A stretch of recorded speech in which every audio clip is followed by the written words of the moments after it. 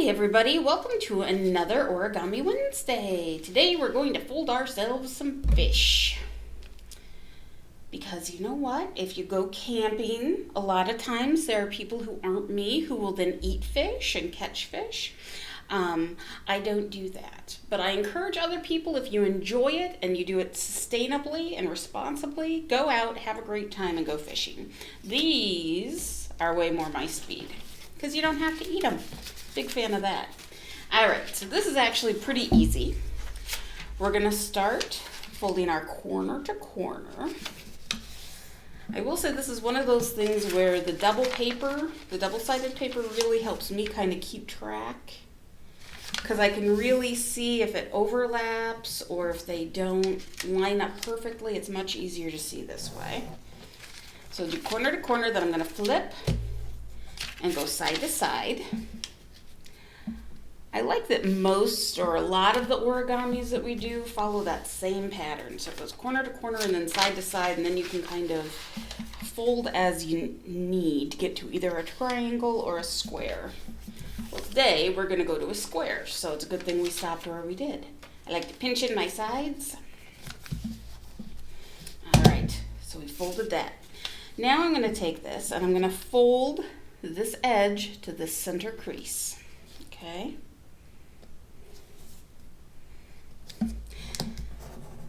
I'm going to fold this edge also over, so we're making an ice cream cone. Or it looks more like a torch like this. It looks like one of those wall sconces they have in old movie theaters. I'm going to fold that guy down, give him a hard crease, and then flip that one layer inside out. Okay. All right. So now it looks like a spaceship. Okay. We like the spaceship, so that's all right. Now I'm going to take, so we're still kind of working in layers. I'm going to leave the bottommost layer down here. I'm going to fold this flap from this, where all these pieces of paper meet, to this corner. Okay. And I always have one that goes really easy, and I have a feeling it's because that's my dominant side, so my brain just does it automatically.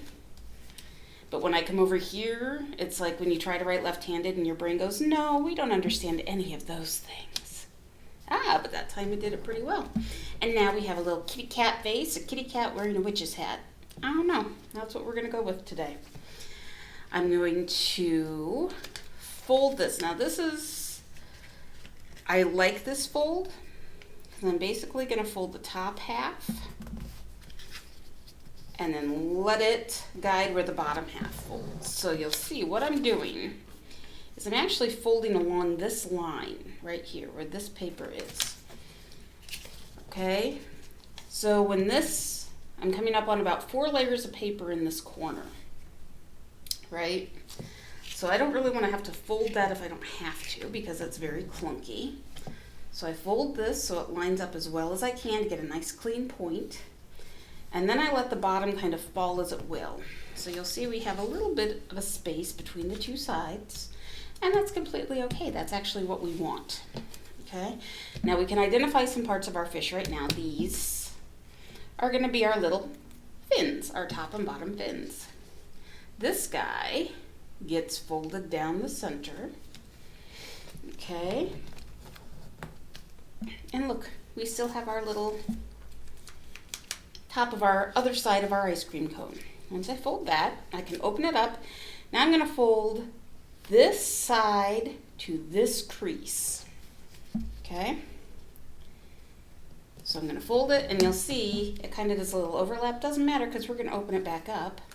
And now I'm going to fold this side to this crease that I just made. Kind of looks like a fancy fan folding. I'm also going to use, if I need to, I'll use my fingernails to keep that from going too far, because that's going to make things a little bit wonky. And there's enough wonkiness in the world, we don't need to add to it. I'm going to do the same on this side. So I'm going to take this over to here. Okay? And I'm going to take this over to here. Now I've got this little diamond out here at the tip. That guy is important, okay? So we're going to ignore those, and I'm going to bring these, not the bottommost, but the middle two sides in, and lay them down, and then I'm going to pinch this guy. So you've got a shark fin right here, but I'm just going to fold it one way, okay?